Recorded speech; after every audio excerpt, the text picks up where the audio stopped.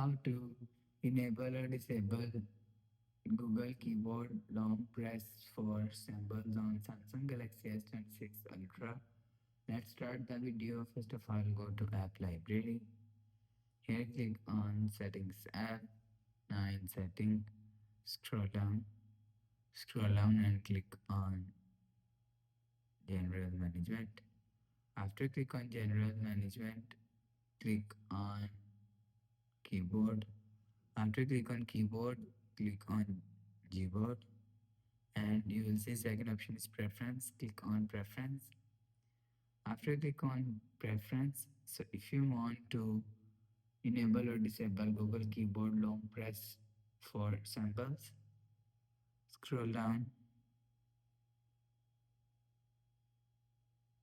and you will see here showing you long press samples. So if you want to enable long press symbols, so turn on this button. After turn on this button, you will see long press symbol is enabled. If you want to disable long press symbols, so turn off this button. After turn off this button, you will see long press symbol is disabled. You will enable or disable long press symbol from here. After the process, go back to home screen. So that's how you can enable or disable Google Keyboard long press for sample on Samsung Galaxy S26 Ultra. If you like the video, please subscribe. Thanks for watching.